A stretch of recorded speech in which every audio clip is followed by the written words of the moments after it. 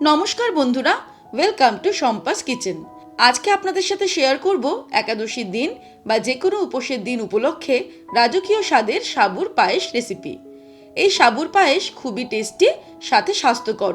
ছোট বাচ্চা থেকে শুরু করে যে সমস্ত মায়েরা বাচ্চাদের দুধ খাওয়াচ্ছেন তাদের জন্য খুবই স্বাস্থ্যকর। রেসিপিটা ভালো লাগলে লাইক ও বন্ধুদের সাথে শেয়ার করার অনুরোধ রইল। তাহলে চলুন শুরু করি। সবার প্রথমে আমি হাফ কাপ পরিমাণে বড় দানা সাবু নিয়ে নিয়েছি। এখানে 100 গ্রাম সাবু নিয়ে নিয়েছি। সাবুটাকে খুব ভালো করে 2-3 বার জল পাল্টে পাল্টে ধুয়ে নিতে হবে, কারণ সাবুর মধ্যে যে স্টার্চ থাকে জল দিয়ে ধুয়ে সেটাকে বার করে দিতে হবে। আমি 2-3 বার জল পাল্টে পাল্টে সাবুদানাটাকে ধুয়ে নিলাম। এবারে খুব সামান্য জল দিয়ে এটাকে ভিজিয়ে রাখবো 2 ঘন্টা। হাতে সময় থাকলে আরও বেশিক্ষণ ভিজিয়ে রাখতে পারেন, আর মিনিমাম 1 ঘন্টা কিন্তু ভিজিয়ে রাখতেই হবে। তারপর ফিরে আসছি। 2 ঘন্টা সাবুটাকে ভিজিয়ে রাখার পর এবার একটা বোলের মধ্যে ছাঁকনি বসিয়ে নিয়ে সাবুটাকে ছেঁকে নেব। এর মধ্যে যতটুকু অতিরিক্ত জল থাকবে সেটা যেন বার হয়ে যায়। 5 মিনিট এইভাবে রেখে দেব, তারপর চলে যাব রান্নাতে। এবারে একটা কড়াই গরম করে ফ্লেমটাকে একদম লোতে রেখে এর মধ্যে দিয়ে দেব 1 টিস্পুন ঘি। ঘিটা গরম হয়ে গলে গেলে এর মধ্যে 1 মুঠো কাজু বাদাম আর কিশমিশ ফ্রাই করে নেব। ফ্লেমটাকে লোতে রেখে অনবরত নাড়তে নাড়তে 1 মিনিট মতন এটাকে ফ্রাই করে নিতে হবে। তবে খেয়াল রাখতে হবে কাজু কিশমিশ যেন পুড়ে না যায়। তারপরে কাজু কিশমিশগুলো এইভাবে সুন্দর ফ্রাই করে নিয়ে এগুলোকে তুলে নেব। ওই কড়াইয়ের মধ্যেই দিয়ে দেব দুধ। আমি এখানে ফুল ফ্যাট মিল্ক ব্যবহার করছি। যে কোনো পায়েস তৈরির জন্য ফুল ফ্যাট মিল্ক ব্যবহার করলে স্বাদটা অনেক ভালো হয়। 4 কাপ পরিমাণে দুধ আমি নিয়ে নিলাম। দুধটাকে হাই ফ্লেমে ফোটাতে শুরু করব।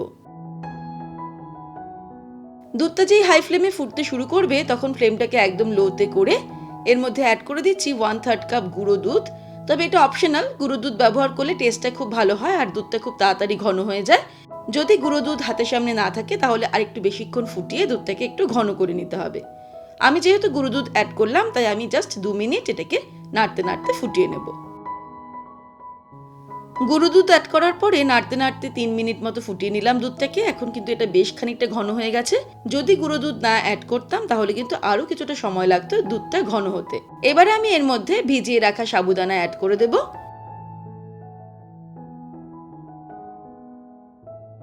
আর তার সঙ্গেই দিয়ে দেব ভেজে রাখা কাজু আর কিশমিশ।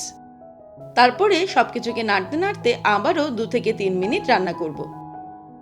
2-3 মিনিট আমি নাড়তে নাড়তে ফুটিয়ে নিলাম সাবুদানা অ্যাড করার পর। এখন কিন্তু এটা বেশ খানিকটা ঘন হয়ে গেছে। এবারে আমি দিয়ে দিচ্ছি বাতাসা।